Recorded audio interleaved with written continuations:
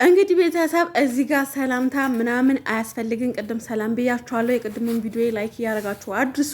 አሁን ላይ ግን የመጣሁበት ስለ ፍቅር፣ እኔ ስለ ፍቅር ዩቲዩብ ሳትከፍት በፊት ራሱ ያበረታታዋት ነበር። በመሀል ግን ተጣላን። ባልሆነ ነገር ሰው ጋጋጨችኝ። እኔም ደግሞ ያለው ነገር ተዘረጋግፌ ተናገርኩ። እውነቱ ወጣት ተነጋገሩ። ያልደፈው አልፏል። አሁን ላይ ማለት ነው እግዚአብሔርን የፍቅር ቻናል ማለት ነው የፍቅር ቻናል በጣም ብዙ ዋጋ የከፈለችበት በጣም ብዙ ነገር የሆነችበት አራስ ሆና በ3 ቀን ቪዲዮ እየሰራችበት ህዝቡ ጋር ያስተዋወቀች አንተ ፉፉ ማለት ነው። ይሄን ማለት አልፈልግም፣ ምክንያቱም እኔ አንተ ጋር ይቅርታ ስለተጠየቀን ምንም የላቲ ቃላትን መናገር አልፈልግም ማለት ነው። ስለዚህ ያ ሁሉ ወዳ ምን አመጣባችሁ? ያለ መኪና መኖር አይቻልም እንዴ? ሰው እኮ ያለ ቤት ነው መኖር የማይቻለው። ቤት ገዝታችሁበት በነበረ ተከራይታችሁ ከምትኖሩበት ቤት ብትገዙበት ልጅነት ነው እንዳለም አይኑ አውቃለሁ። ግን የፍቅር ቻናሏን ሌላው ነገር ታው ሌላ ነገር እዳ የገባችሁት ምናምን መኪናችሁ ሽጣችሁ ስጡ እዳችሁ ማለት ነው። የፍቅር ዩቲዩብ ግን ከነ ምናምኑ እንድትስጣት እንፈልጋለን። ምክንያቱም ትላንትናም እየተናገርክ ነበር፣ በጣም ፈርተሃል ኦዲየንስ ጋር ለመጣላት ምናምን። እኛም የምትጣላበት ምክንያት እዚህ ጋር ምንም ነገር የለም። ነገር ግን የፍቅር ቻናል እኔ ከሁላችሁም በላይ እኔ ስለማቅ ውስጥ ሚስጥሩን ሁሉ ነገር እኔ ያውቃለሁ ማለት ነው። ገባችሁ ቤተሰብ? ስለዚህ የሚገባት የፍቅር ዩቲዩብ የራሷ ነው። አለቀ። እንግዲህ ትናንትና ብዙ ሰው በተሰበሰበበት ላይ ገብታችሁ ብዙ ነገር አውርታችኋል። የቤት ሚስጥራችሁ ምናምን እነዚህ አይነት ነገር ቢቀር ጥንቅር ብሎ ቢቀር ይሻላል። እኔ ግን ከፍቅር ጎን ነኝ። ዩቲዩብ ቻናሏ በጣም ብዙ ነገር የሆነችበት በጣም ብዙ ነገር የተባለችበት እኔ ራሱ በሷ ኧረ በኢየሱስ በቃ ይገባታል። ቻናሏ ስጣል እና ከዚህ በኋላ ያለው ቪዲዮዎች አድሮስ የማታው ቪዲዮ ጉድ ነው። በቃ ጉድ ነው የምታስብሉት እኮ ማርያምን። ገንዘብ ሲመጣ ለካ ፍቅር ይቀየራል። ዘመዳን እንደነት ከነ ምናምን ይብሏል ማለት ነው። አረ ፍቅር ገንዘብ መጥቶ ፍቅር ከሚያብላሽ እንደነት ከነ ምናምን ጌታ እና እስኪ ቪዲዮ አይታን እንፈርዳለን። ቻናሏ ግን ፏት መልስ በጣም ብዙዎቻችሁ አለቀ።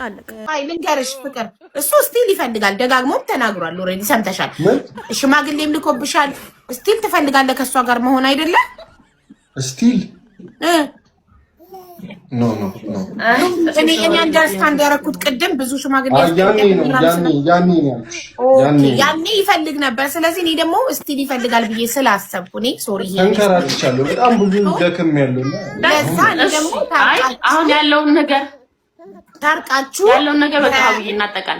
እሺ ባልና ሚስት መሆን ባትችሉ ድጋሚ ግን እናትና አባት ስለሆናችሁ በፍቅር ልጃችሁን አብራችሁ እየተገናኛችሁ አብራችሁ እያጫወታችኋት አብራችሁ እንድታሳድጓት ነው። ገባችሁ? ሰላም እንዲሆን ነው መሀላችሁ ነው እኮ ባይዜ ማለት ነው። አቡዬ እኔም በጣም የምፈልገው አሁን ቅድም ያላነሳውልሽ ለዚህ ነው። ስለ ልጅ ምናምን በቃ ዲቴል ብዙ አይወራ ስለተባለ እንጂ ይኸውልሽ ልጁን አይጠይቅም ለሚለው ጥያቄ ምን መሰለሽ፣ እኔ በተጣላንበት በትንሽ ጊዜ ውስጥ እሷ ስልሽ መቀሌ ሄዳ ነበር። መቀሌ ሆና ልጄን ማየት አልችልም፣ እሷ ናት ልጄን ልታሳየኝ የምትችለው። የሆነ ከተመለሰች በኋላ ምናምን ነገር ባይዜ ልጄን ልጠይቃት ሞክሬ ማየት እንጂ መውሰድ አትችልም ልጅህን አለች ብለሻል። እሺ ይሄንን እዚሁ ልጠይቃት ብለሻል። መልሽልኝ። አዎ እዚሁ ልጅህን እንደዚህ በአይነህ ማየት እንጂ መውሰድ አትችልም ብለሻል። ቴንኪው በጣም የምፈልጋት ምዕራፍ ናት። ያው አላወራም ያወራሉ ግን ይኸውልሽ ምንድነው ፎቶውን ያለኔ ፍቃድ እየፖስተው ነበር ብዬሻለሁ። እኔ እዛን ሰዓት ምንም አይነት ፎቶ አልፖስትም፣ ምንም አይነት ቪዲዮ አልፖስትም። ሰው መጣ ገባሽ? ከ7 ወር በኋላ ነው የመጣው። 7 ወር ቪዲዮ አልፖስትኩም። ቆይ ልጄን ከመከልከልሽ በፊት ቪዲዮ አልፖስትሽም። ስለ ልጅ ወጥሽ አላወራሽም? እሺ ይሄንን ቪዲዮ አልፖስትኩም። ለምን እኔና ልጅ ያለንበትን ፎቶም ሆነ ቪዲዮ አልፖስትኩም። በእናትህ እሱ አይደለም ስለ ልጅ አላወራሽም?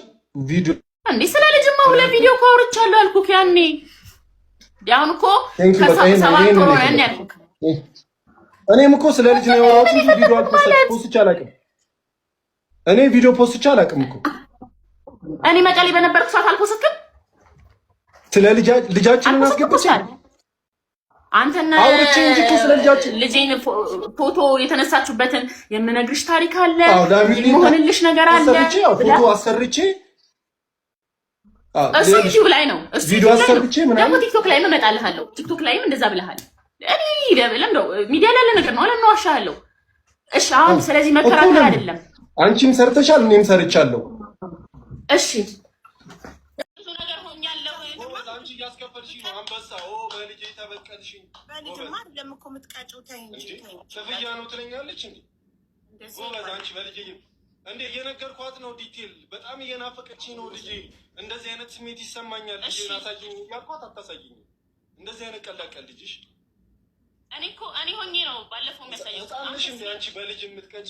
እኔ ከእንደዚህ አይነት ሰው ጋር ነው ብዬ እስካስብ ድረስ ነው አንተ ይሄን አለ እያስደመምክኝ ያለው። የሰውኛ ባህሪ ምንም እያየሁብህ አይደለም። ልጅ ነው ታያለህ። ኦኬ ሰውኛ ነው ልጅ አለማሳየት። ቆይ እሱን አይደለም ብልሽ እስቲ ልልሽ እኔ ልጄን ለማግኘት እያልኩኝ ሀቢባ ከእሷ ጋር በስነ ስርዓት ነው የማወራው።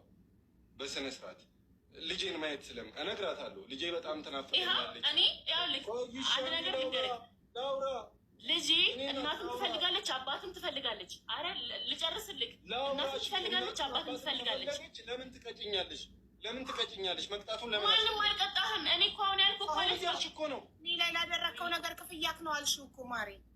በቃ የነበረው ነው የምልሽ።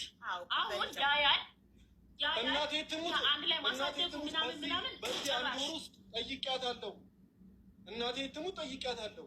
እንዴ እየጠየኳት አይ እንዲህ እንደዚህ ይኸውልሽ ጠየኳት። ቤት እያለች ልጅቷ በጣም ናፍቃኛለች ምናምን እና እሺ እኔ እመቤቴ ይኸውልህ አንድ ነገር ልንገርህ። ክፍያህን አልኩህ አይደለ? ይሄንን ቃል ነበር ከእኔ የምጠብቀው። እሺ ይሁንልህ። አንተ ምን አይነት አስተሳሰብ ሴጣናዊ አስተሳሰብ እንዳለ ሁለታችንም እናውቃለን። ግን ደግሞ ማለት ነው አሁን ልንገርህ እንዴት ታወራለህ? ሺህ ዓመት አታወራ። እኔ ላውራና ልቋጭ። አንቺ ሺህ ዓመት አውሪ። አንቺ ሺህ ዓመት ነው የምታወሪው አይደለም? እሺ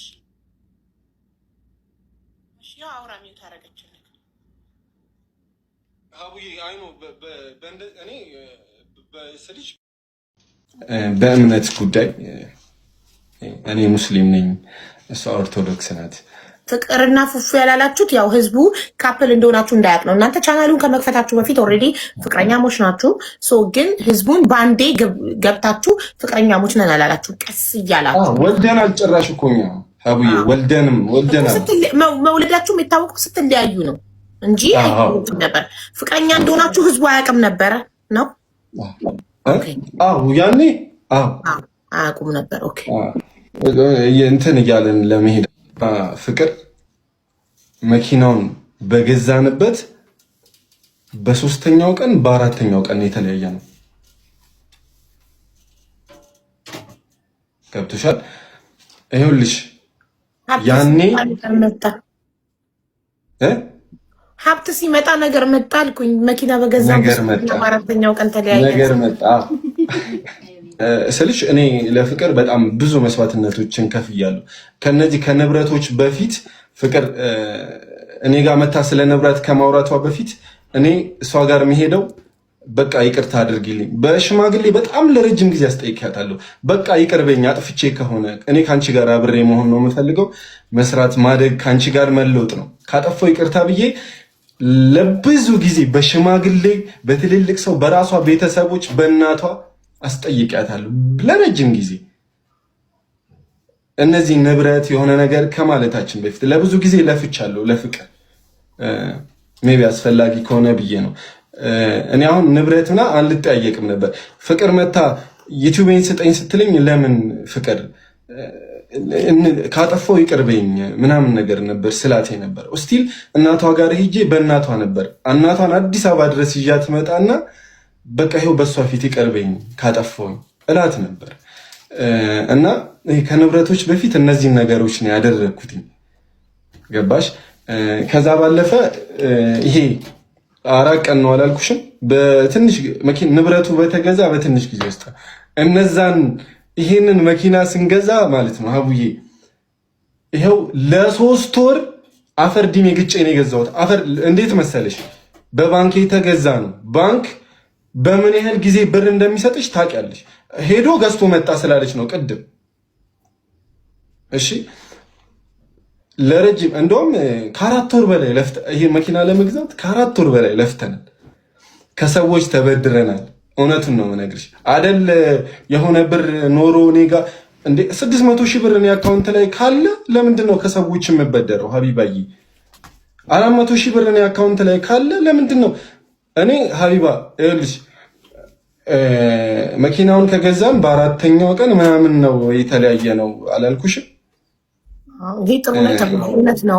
አንድ ሰው አካውንቱ ላይ 600 ሺህ ብር በላይ ካለ እኔ ከሰዎች የምንበደረው ለምን ይሆን?